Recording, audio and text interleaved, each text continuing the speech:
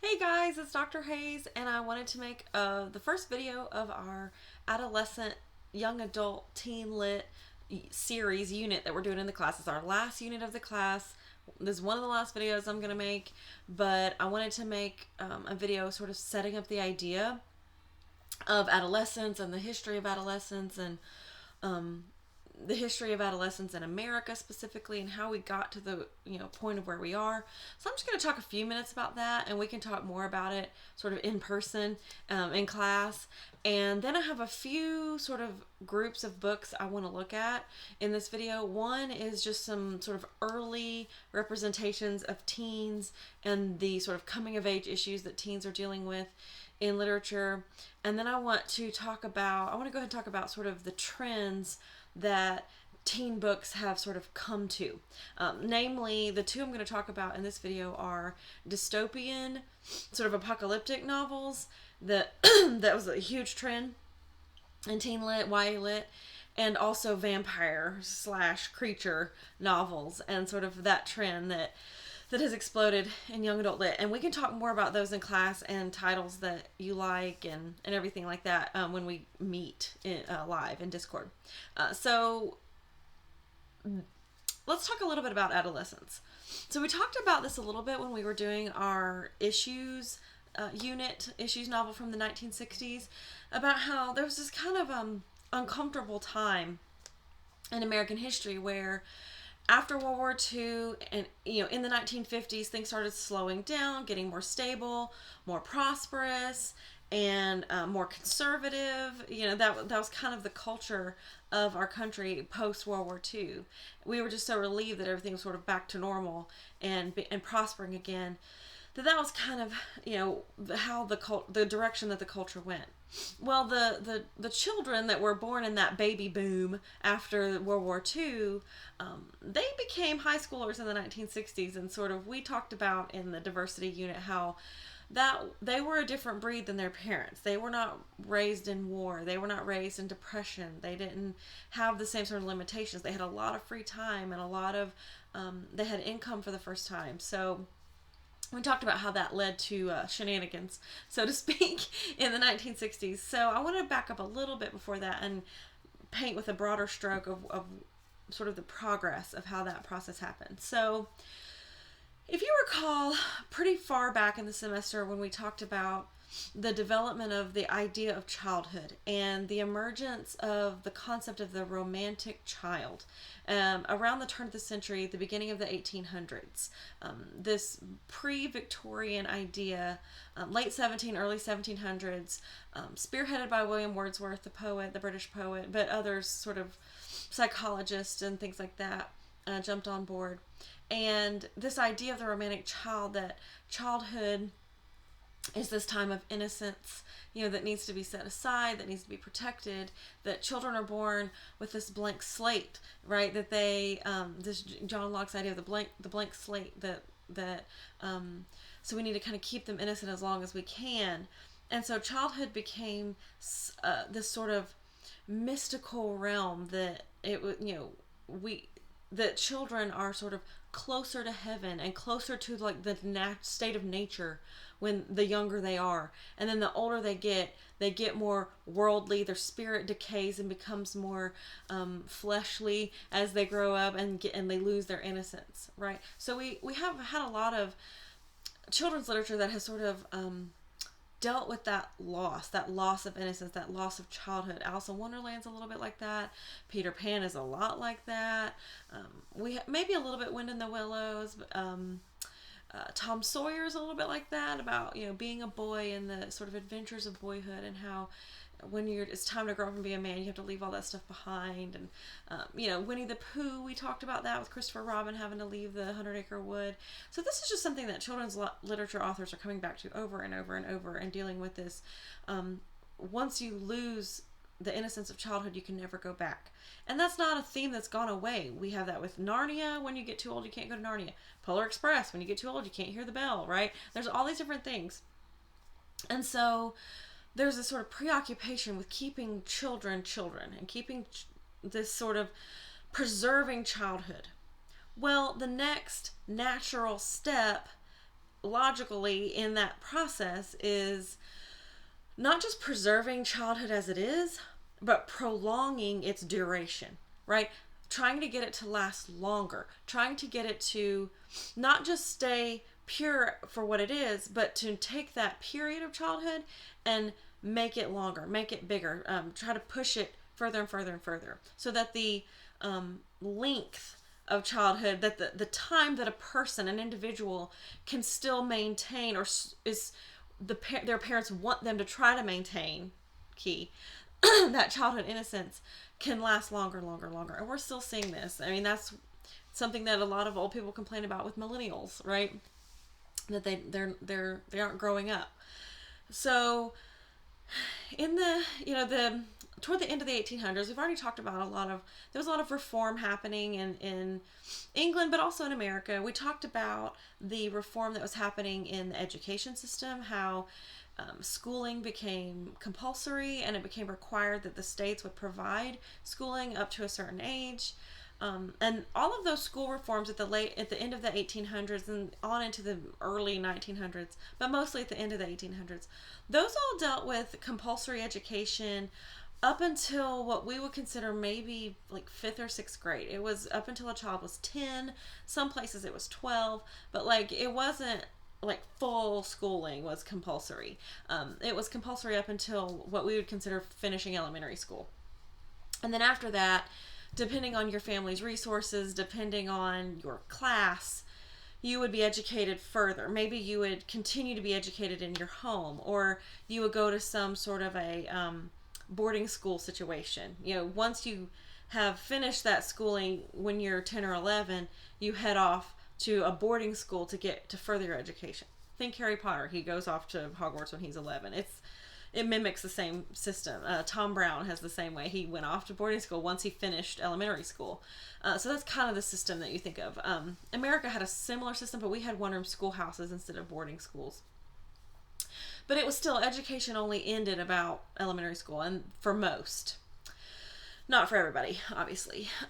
So at the end of the 1800s, around the time of this reform, other things that were being reformed, something else that was reformed was the census. So I forget the exact year. I want to say it was 1890 or maybe 1895. They overhauled the census, the thing where the government counts everybody and determines our demographic statistics. Well, the census used to be, up until toward the end of the century, 1800s, the census used to be, it was a cutoff at 16, right? 16, like under 16 child, over 16 adult. Like those were the two categories. That's what you had, right? If you were a child, you were under 16, but everybody else, like 16 and over, you were an adult. There wasn't really any nuanced subcategories. And so that was one of the things that was starting to be overhauled, was let's try to extend that a little bit. Let's try to make it a little bit older, so that we can let's not start adulthood so early, right? And so corresponding with that time of like overhauling the census was a study, G.K. Hall or G.H. Hall, I forget, his last name's Hall. And in 1901, he produced a study called Adolescence. It's one of the first times, not the first time, but one of the first times that that word was sort of used and sort of entered into the common sort of vernacular of talking about adolescence as this period of time of development between childhood and adulthood. That's not that long ago. That's a little over 100 years ago. And if you think of the vast history of humankind, the fact that we've only been recognizing adolescence for about a century or so is kind of telling. But even then, it was more of like a psychological, developmental study. Like, these are the phases of development we go through. This is sort of the challenges that we face physiologically and psychologically as we're transitioning from childhood into adulthood. And it was this sort of groundbreaking study that a lot of people still reference, this Hall study of adolescence at the turn of the century. And it sort of inspired a lot of discussion in in the field of developmental psychology. So in the teens and 20s, we get some more significant developments that come out. One is labor laws, so specifically child labor laws. So it started becoming illegal for children to work at all. It used to, the precursor was it was limited how many hours a child could work at a certain age. And then we cut off at a certain age, maybe like 15, 16, it was legal for someone to have have employment only a certain number of hours per week, right?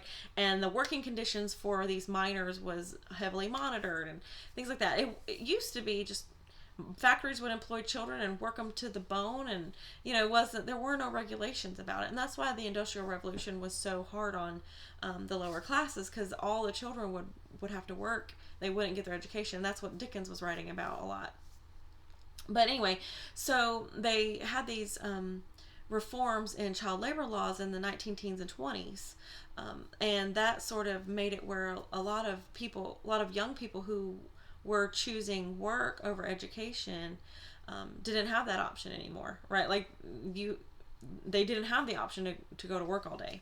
And so corresponding with those changes, that was one thing in the 19 teens and 20s. The other thing was the emergence of preeminent developmental psychological theories by people like Carl Jung and Sigmund Freud, and they sort of this oral fixation ideas and the Oedipus complex and all of these different ideas of stunted developmental growth and the phases of young development, right? Like how we move from stage to stage. I'm sure those of you who are education majors have studied a lot of these things in some of your classes before. So I mean, I don't want to rehash all that, but around that time is when those theories were emerging. So what resulted in these paying more attention to developmental psychology, making it illegal for people to work under a certain age, and then even when they are a certain age, they can only work a certain amount of time in certain occupations, right? So we needed to have some sort of education for them to go into. We needed to have somewhere for them to go. So in the late 1920s, early 1930s, that's when the public American high school emerged. We didn't have that before then. And it wasn't compulsory, it was optional. Attending high school up to a certain age, I think it was 16 at the time, but now it's 18, I think, until it's either graduation or 18, whichever comes first. But I think at the time it was 16. That became officially compulsory in 1938. But high schools existed and were cropping up before that, and they were state-funded schools and they were optional, but they became required in 1938. But about a decade or so, no more than that, before then they started sort of cropping up and in more populated areas. So I don't think I can over-exaggerate the importance and the sort of massive change and influence that came about in our culture with the emergence of public high school. I'm talking about America here, I'm specifically talking about American adolescence at this point. I can't emphasize enough how important public high school was to the sort of how we conceive of adolescence today. So you had these teenagers who were forced to go to school longer than anybody had before. Forced to, everybody was, no matter what your class. And so you had this first generation of these teenagers. So I want to talk about the term teenager, okay? Because teen culture is something that we all just kind of understand now. The word teenager wasn't used until 1944 in 17 magazine. 17 magazine was the first publication they coined the term a teenager, right?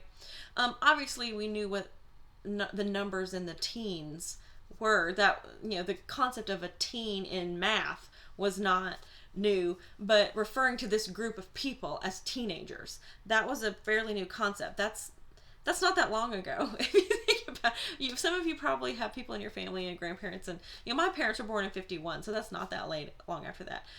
The concept of teenager, the word teenager wasn't used until 1944, and then it didn't become sort of in the common vernacular until later, like in the 50s, right? So the 50s were the first time we had a teen culture with the soda jerks and the sock hops and the drive-ins and things like that. We had James Dean and Mickey Rooney and all these sort of teen characters and that would in movies and pop culture. And so this teen demographic emerged, right? Because as I said before, they had money to spend because their parents, they didn't know what teenagers were. It didn't occur to them that they would develop their own culture because it wasn't an option to the previous generation, right? So they had income, they had free time, they had a lot of time to spend together. They didn't really have a lot of rules or supervision. And so what happened was this sort of microcosm of a culture emerged, right? Of these young people who weren't really allowed to be adults yet legally, but they weren't really considered children by anybody anymore.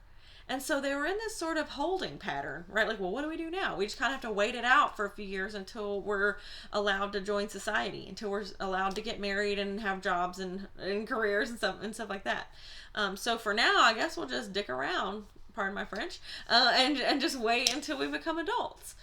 And so, because of that, this sort of culture emerged, right? This culture emerged where marketing people, companies, products were created just for them. Entertainment was geared toward them, like movies and television programs and, fashion and things like that. They were a viable slice of the market for the first time. This sort of new elements of the culture, these teenagers, right? And so it was a sort of new thing, this new thing of these people who were in high school for the first time in the 1950s, this teenage culture that it came about. So I explained to you guys what happened in the 1960s when sort of they weren't expecting this, this sort of anyway, we had all these novels in the 1960s that sort of addressed this rampant, unsupervised young people culture of the 50s and 60s, right? So I wrote a lot about this in my dissertation because my dissertation, as you know, is about John Green and the concept of modern American adolescence. So I sort of had to track where that came from. And so there are a lot of psychologists and a lot of theorists who have this idea, and it's not necessarily agreed upon, so I'll just tell you my perspective and some other people's perspective, and you can kind of make the decision for yourself. But I wanted to give you that timeline so that you could have that as background. So adolescence, as far as like being teenagers, being this set-aside time, it's fairly new. We only have maybe a few generations that have truly grown up with that as the cultural norm, right? My parents were born in the early 1950s and were in high school in the 1960s. So they were really one of the first generations. That boomer generation was one of the first generations to grow up in a culture where going to high school was expected, where being a teenager was expected, that was a separate part of the culture, where, experiencing this sort of borderland existence between childhood and adulthood. They were the first ones, that boomer generation. That's my, and then I'm the generation, we had Gen X after that, and then we have, this Gen Z and millennials after that.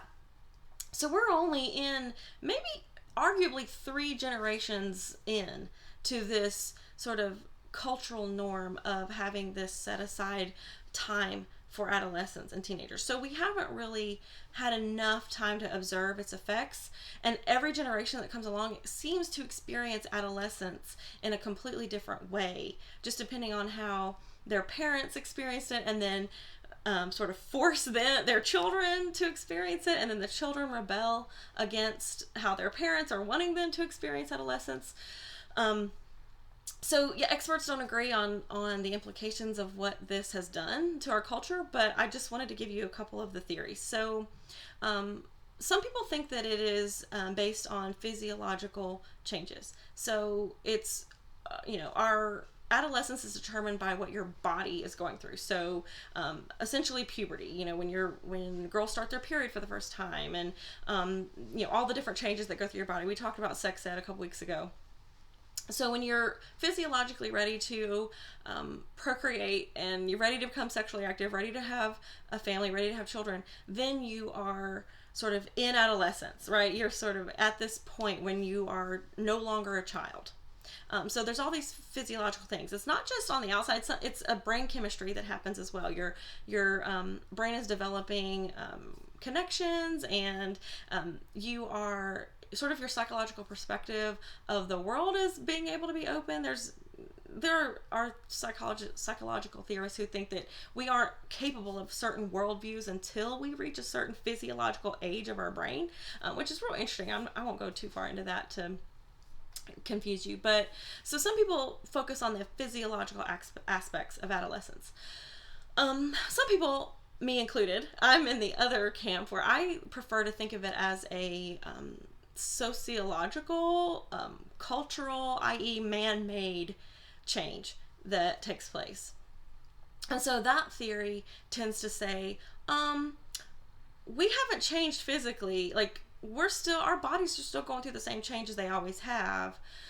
What's changed, why we have adolescence now, is because we have, as a culture, decided to sort of set this time apart. We legalized a holding pattern. We created this social system where we recognize that you can't just turn a switch from childhood to adulthood. It's not a switch you flip. It's not one day I'm a child, now I'm an adult, right? Like, there's no, well, now I'm a woman, right? Like, there's nothing. And you can argue about that. Well, maybe it's when you start your period. Maybe it's when you have kids or become a mother. Maybe it's when you graduate from school. Maybe it's when you own a home. Maybe when you move out from your parents' house.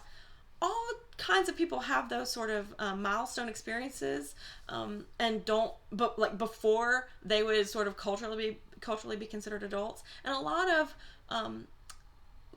chronological adults have not still had those experiences. So that's kind of hard to determine. But there's this sort of, the way I like to look at it is that it's this man-made intermediate phase that we have decided needs to happen.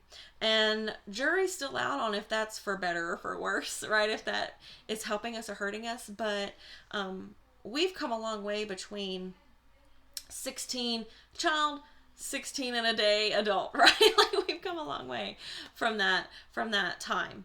We have this set aside time, and there are lots. When we talk about Abundance of Catherine specifically, I want to go more into detail about that, but just as a little preview, essentially, the only job that you have, your job as a human being, when you are an adolescent, when you're a teenager now, because of the way that we have set it up culturally and socially, is that your job is to figure out what you want to be when you grow up.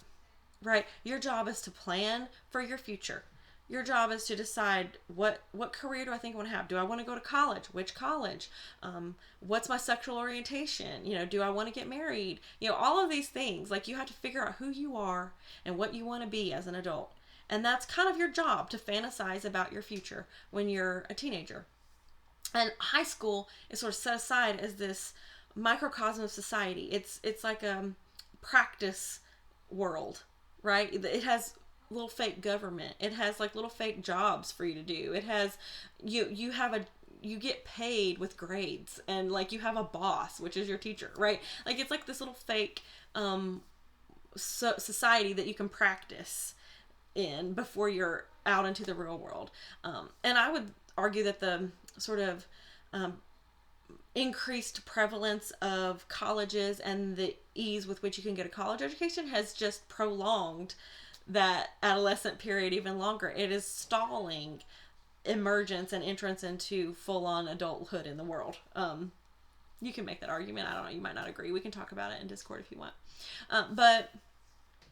So we have this sort of set aside time. And so a lot of the conflict in society and the art, the literature reflects this conflict, is that physiologically our bodies, when we are sometimes 11, 12, 13 years old, are telling us time to procreate, time to start a family. Your hormones are going crazy. You're physically able to produce children, and so our biologically speaking, we are adults when we are when our bodies have matured to the point where we can procreate and reproduce. But culturally, we are not recognized as grown-ups until much later than that. And so we have this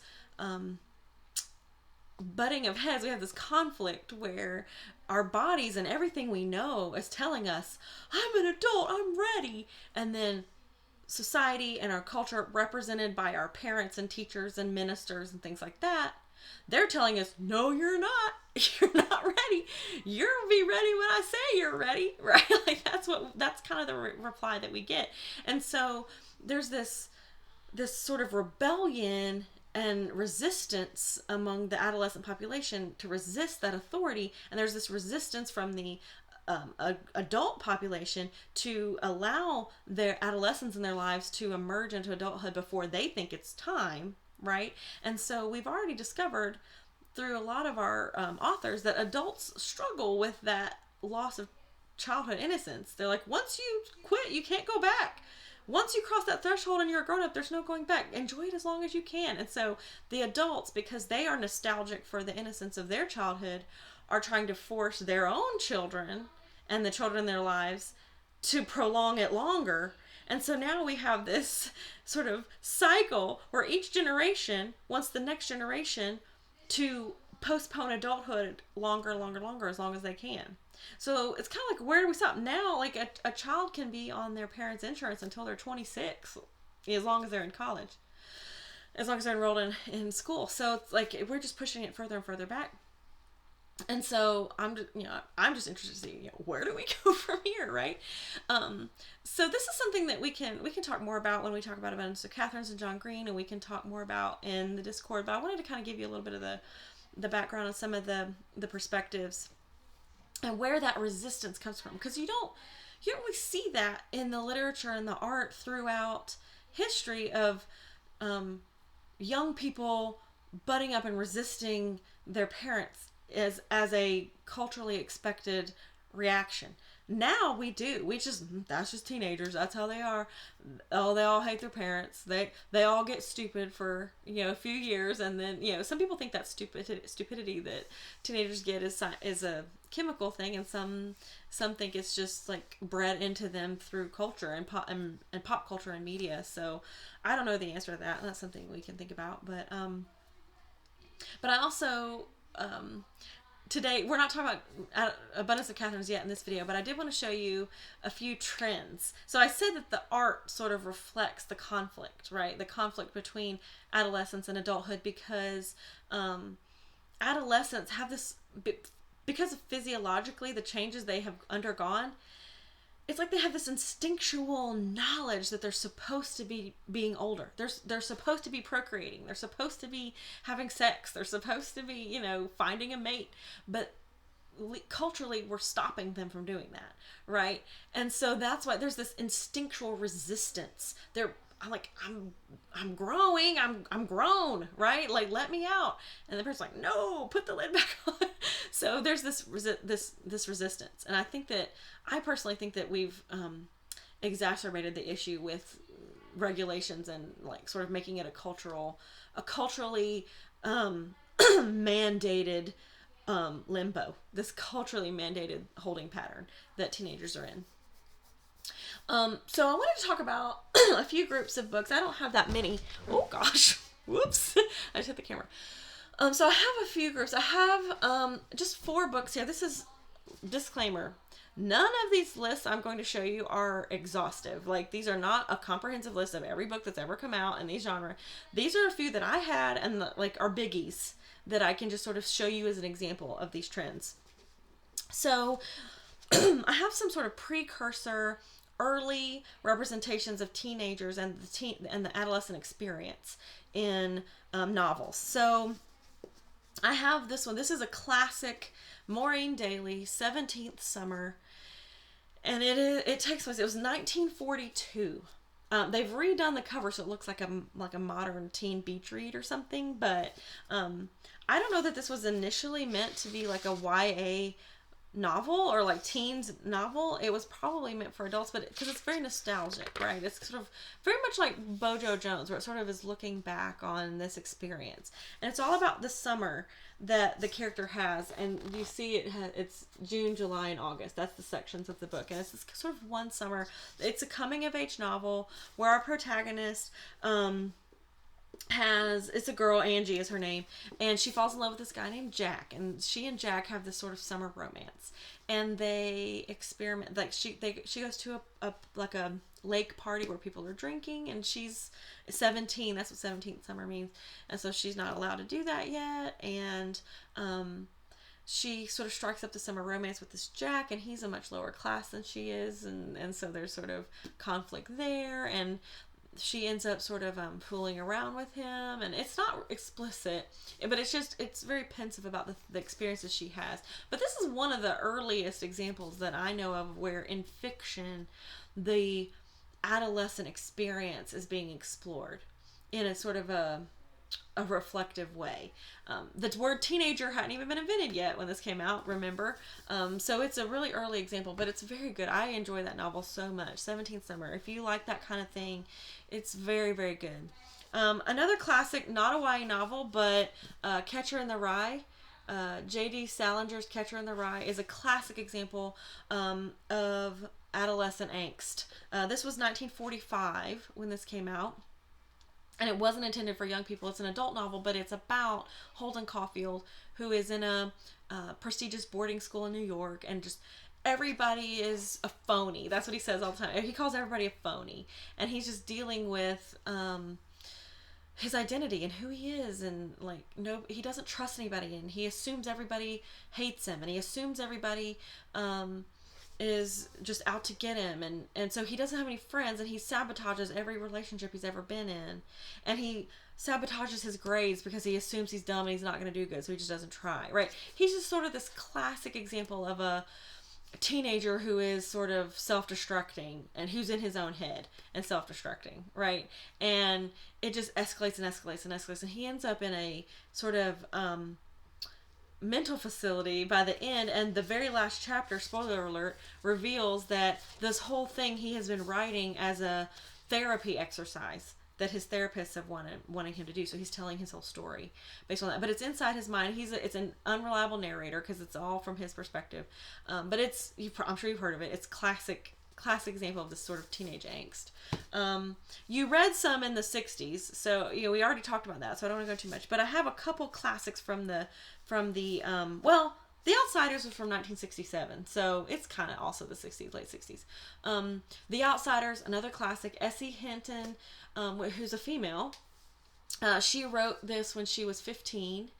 And if you've seen this classic version of the movie with like Patrick Swayze and Ralph Macchio and all these people are in it, but it's about these sort of the experience of this group of teenage boys and the things they go through, and they run away, and they're like this little street gang kind of, and the things that they just how hard it is to with the different classes of society, and it comes at it from sort of a male perspective, which is interesting that a young girl wrote it. But it's so dead on. Outsiders is a classic. I can't say enough about it. Another one that you may or may not have heard of is Robert Cormier's The Chocolate War. And it is a school story. It's set in the school system, and it has a lot. It was from the 1970s, 74, I think is when this came out. And so it was sort of this revealing experience of what the school experience is it has, you know, professional sports, and there's like a fundraiser. That's what the chocolate war is this fundraiser thing. And it's not a comedy. It's kind of gruesome. Like the main character is hazed, and there's like an sort of an inquisition at his school, like with disciplinary action and things. So, but it's just really, really well written, and the characters you care about what happens to them. So, The Chocolate War is sort of a classic. Sometimes schools read it. You may or may not. You know, it goes through trends where a lot of maybe high schools are assigning it, and then some don't. So, I thought I'd mention it as an example. That's just a few I wanted to show you of sort of the examples, like early examples of authors who are trying to experiment with depicting the adolescent experience on the page in novels. And not even all of those were intended for teenagers to read. Some of them were invented before the concept of the teenager even existed, right? But they do sort of depict this young angst of like transitioning out of childhood and into adulthood, and what that looks like, and what's expected of you, and with sort of these new rules, and these, you know, the parents don't even know how to enforce these new rules because they weren't rules when they were kids, right? So those are some examples. So I want to fast forward, and we went through the 60s, that Chocolate Wars from the 70s. The 80s is associated with Gen X, you know, this very rebellious time. I don't really have a lot of books from like about teenagers in the 1980s. I don't know what they read. Like, the 80s was a real big time for like activism and people protesting war and talking about AIDS and, you know, all this, you know, it was this, you think of this really serious time, but there had to have been, 1981 is when MTV aired. And so the 80s is culturally more associated with, music and like concerts and television and movies and, you know, the things like that, like film and television, and, you know, like I said, the MTV channel launched in 1981. So the culture sort of got away from maybe literature for just a little while. Not saying that there weren't books published, but as far as like what the 1980s is known for with teen literature, I couldn't tell you. Like, it doesn't have an identity of its own. And if you can think of something that I'm not thinking of, just by all means let me know. But something when the sort of YA market really emerged was the early 2000s. The early 2000s is when the genre in a marketable way emerged as YA, young adult lit. That is a marketing term, YA lit, and that really sort of took off in the early 2000s. There were outliers before that, which I'll mention. And children's lit, especially children's fantasy, was very popular before that. Lots of children's lit in the 80s and 90s. Harry Potter, started in the 90s. So, the children's in middle school, they were doing fine, but teens, there wasn't really like this sort of explosion of the market quite yet. But what really helped that was these sort of fantasy genres, the creature books like vampire werewolf books, and the sort of dystopian futuristic books, right? So I don't know that I could pinpoint this is the book that started it all, right? But there's a few that you can say is like, oh, these are big ones. So I thought I would talk about like vampire creature type books first, and then some dystopia ones after that, because the vampire creature one started first. So I don't have a copy of these, but I would say the earliest one, if y'all have watched the Vampire Diaries show, the Vampire Diaries is a show that, is on CW or whatever. It was real popular over the last several years. Well, it's based on a series of books. I have a picture on my phone. You can kind of see it. This is the first one. Oh, there we go. I was like, let's let the light adjust. It's called The Awakening. L.J. Smith, The Awakening. This book came out in 1991, so that's early. 1991 and 92, she published this trilogy, the Vampire Diaries trilogy, and it's just like with the show, Elena and like Damon and Stefan, or I think they're the vampire brothers who are fighting over her. Well, she published those books in the early 90s and then didn't really write anything else, went on this hiatus. Then, after the genre kind of exploded, she came back like in 2009, I think. Maybe 2007? I don't know. Early 2000s, and wrote some more. And then some other authors picked up her series with her characters and wrote more after her. So she maybe could be credited with sort of this early like sort of proto vampire series or whatever. And then you had on TV, you had Buffy the Vampire Slayer, and that was sort of this big cultural explosion. You also, not for young adults, but you had the Charlaine Harris's book started in 2001, I think. Let me look at this. I have it real quick. Yeah, the Sookie Stackhouse books that the True Blood TV series is based on. There's a whole series of those. They started in 2001, so that's kind of a little bit early precursor. But I would say the Vampire Diaries books in the early 90s, and then the Buffy the Vampire Slayer series that started in the early 2000s. The Charlaine Harris books started in the early 2000s, and then we had in 2005. Let me make sure, because I'm just saying that from memory. 2005. Bum, bum, bum. We had Twilight, right? So Twilight launched this. It made it where like soccer moms were reading vampire fiction and teen books, and it really elevated to the sort of international level, right? Not that teen vampire novels didn't exist before that, but Twilight in 2005 just sort of exploded the genre, right? I mean, you say what you want about Twilight, you can't deny that it did it. It happened, right? So that was 2005, and then the books came out. There was in sequence every couple years after that.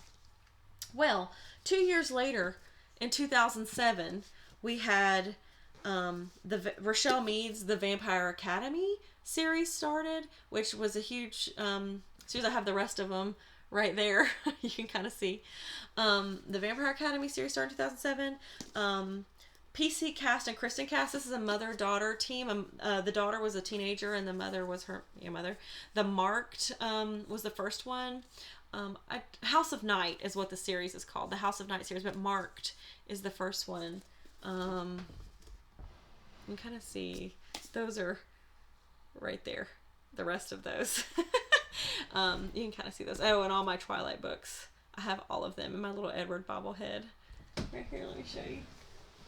I got me a little Edward bobblehead. This is not Hungry Edward. His eyes are gold. You can kind of see. I've got a Godiva chocolate. This is very old. It's like probably 12 or 13 years old. Don't eat this. And I've got all the movie guides and everything. I'm a big fan. There's a big poster up in my bonus room of the movie poster. Echo had a Twilight poster hanging of this exact. She had this poster hanging in her nursery when she was born. So anyway, it launched a huge trend. So yeah, 2007 we had Vampire Academy, we had the House of Night series started, and also what we've talked about a whole bunch, the Mortal Instruments series also started in 2007. So you cannot deny that sort of Twilight launched this trend, and it flooded the market. And all of these series have multiple books, right? And they all were coming out within just a few years of each other, all at the same time. These 3 series all launched 2 years after Twilight came out. So publishers were scrambling, right, to have more and more and more of this kind of literature. And I'm sure these aren't the only ones. These are just series that I have that just as to give you some examples of evidence of sort of what happened. A little bit later, 2011, the genre maybe morphed a little bit. I wanted to show you Miss Peregrine's Home for Peculiar Children. This is I think there's 5 of them at this point. They had a movie came out a couple years ago, and it is a same kind of a thing where a boy discovers he has sort of these powers. He goes to this sort of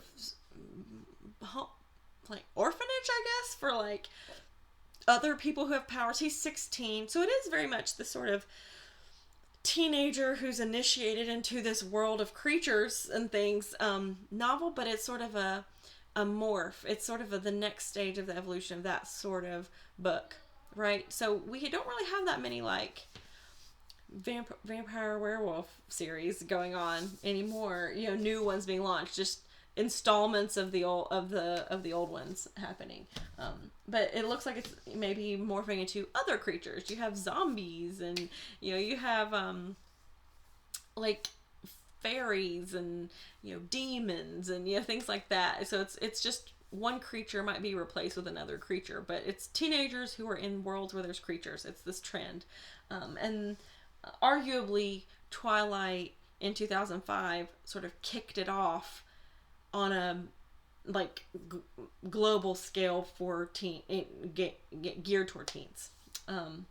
You can argue with me about that if you want, and you might have other examples that you can show. The last thing I want to talk about is the dystopian trend, right? This is where you have some sort of a future beyond now where some sort of apocalyptic event has happened and the world society has been reset in some way, right? Or is in the middle of being reset.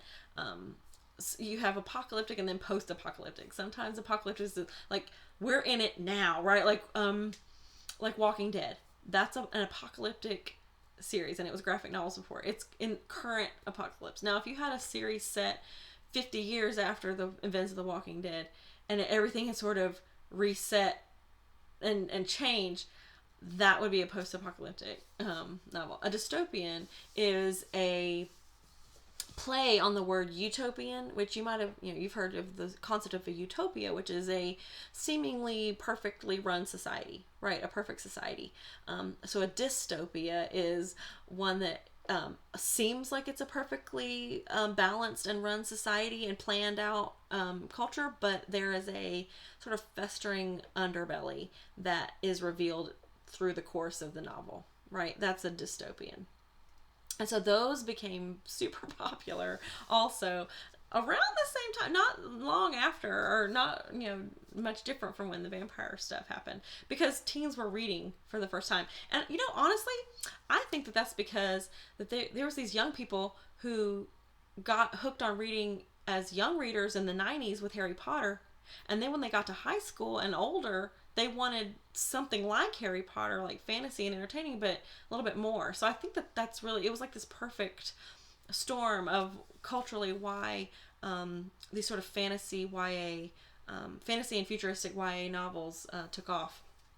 Anyway, so you'd expect, okay, so we had in the, you had like 1985, and you had all these sort of Big Brother type, Fahrenheit 451, and those are all dystopian novels for adults. The Handmaid's Tale, some of these, these sort of imagined dystopian futures in novel. That's not new, but they were novels for adults.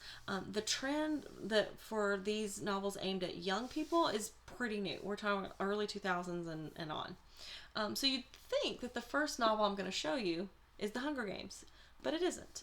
The first novel I'm going to show you is, I used to teach it in this class. It came out in 2005, and it's called Uglies.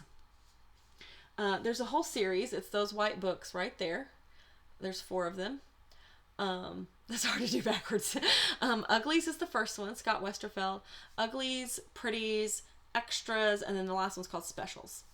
And so it's set in this sort of futuristic society in this city where they have it all planned out that everybody, when they turn 16 on their 16th birthday, they undergo an operation that overhauls their whole body head to toe, and they turn pretty.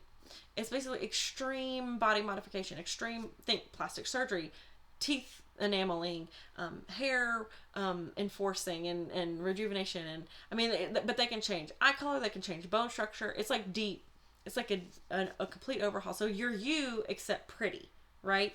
And before you have that operation, you have, the society is divided into littles, and then like little kids. Once you hit puberty, you're called an ugly, and you're moved into sort of these dorms, these dormitories where you receive your education. And then once you turn 16, you go and have your operation and you become a pretty. And so new pretties live in Pretty Town or whatever, a new Pretty Town over, and they just party all the time. And then when you're a new pretty, your job is just to have a good time and enjoy your life. Then once you get to a certain age, you get another operation that kind of tames your looks down a little bit and you become a middle pretty. Middle pretties are like grown-ups and they run the society, they do the jobs and things like that. Then you become a crusty or a crumbly. I forget what it's called. I think it's called a crumbly when you get older. And you get another operation that kind of helps you guide you into old age. And the crumblies take care of the littles.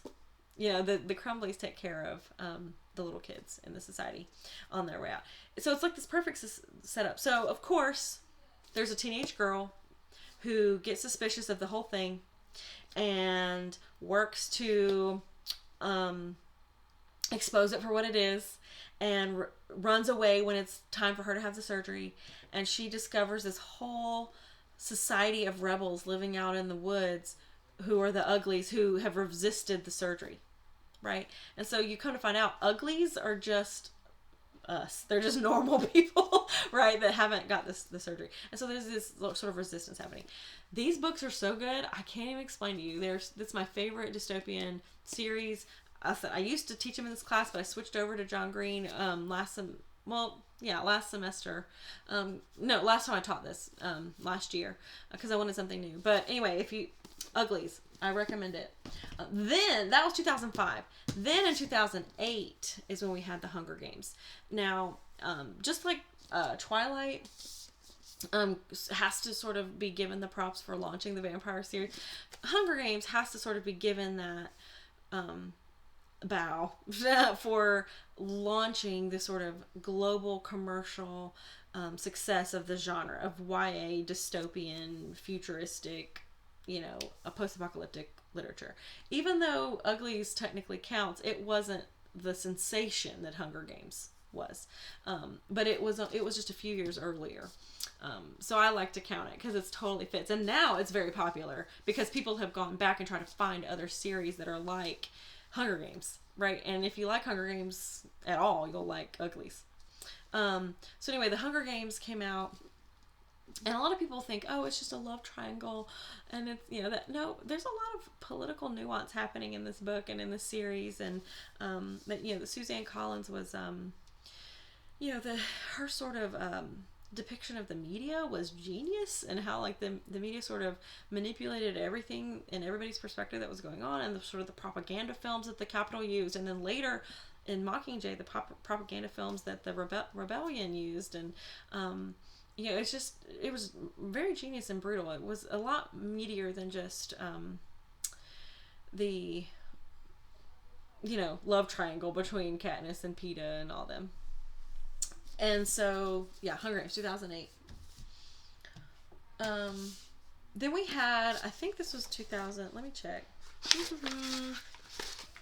2009, the next year, was when the, Maze Runner series started.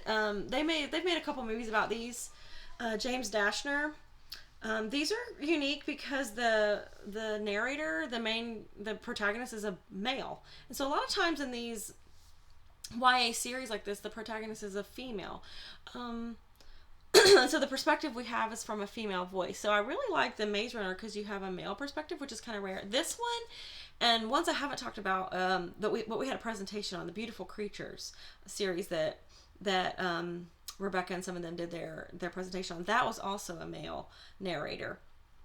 So it's really telling that I have to kind of concentrate to think of just a couple examples of YA, teen series that are narrated by male protagonists, but this is one of them. Well, this came out the very next year after the Hunger Games, and there's a few of them. I think, yes, those right there. Nope. Yep, those are the Maze Runner books right there. Another series that came out, so that was 2008, 2009. Here's another one if you haven't read these. 2010. So I was thinking these are all in a row. Yeah. Was Matched. There's 3 of these. That's them right there.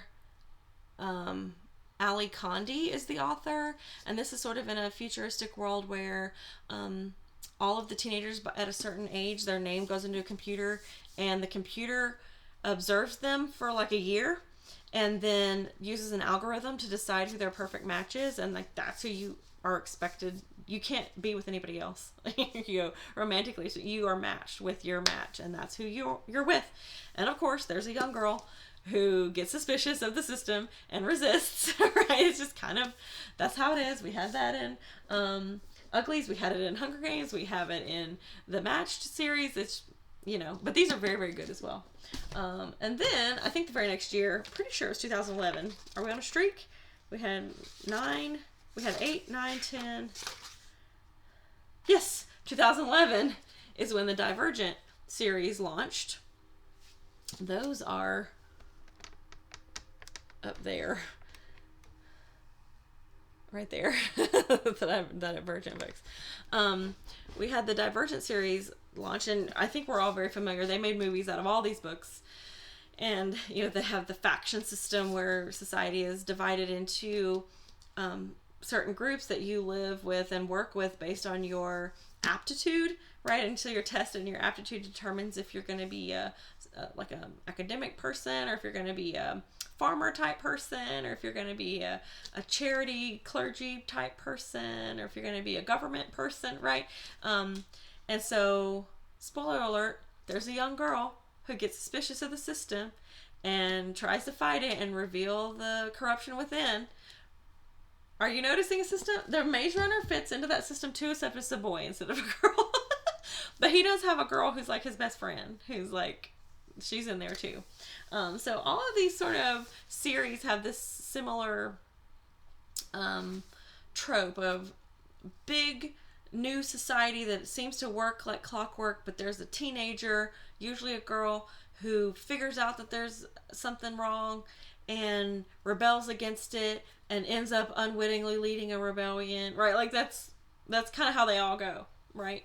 So something maybe we can talk about in person, quote unquote, is why? Like, why is this where literature came? Why did we end up here? Why is this what teenagers are liking to read about? What, how has this influenced?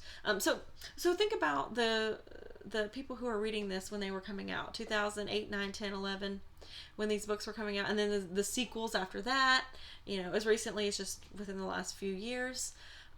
If those readers were in high school or teenagers when these books were coming out, they are now in their 20s, right? These are these millennials we're talking about who are having these sort of radical political ideas and these sort of revolutionary impulses. It's no wonder that that's what this young generation in their 20s is doing, because of the literature that they were sort of weaned on, this sort of revolutionary literature. So these are their role models, so I'm not surprised. So when we're in Discord, we're in class, this is what I want to talk about, mainly because we haven't read very much of Abundance of Catherines yet. So I thought we could spend our first class of this unit talking about adolescence in general and some of these trends in these genres for teen lit, and talk about sort of the implications of that. Why did we get here? What influence has this had on our culture? Yeah, so just be thinking about that before class on Tuesday. And again, I'm sorry this video ended up being long again. I apologize. And we will start talking about John Green and Abundance of Catherine specifically, like, the next time. All right, until then, I hope you guys have a good couple of days, and I will see you on Tuesday.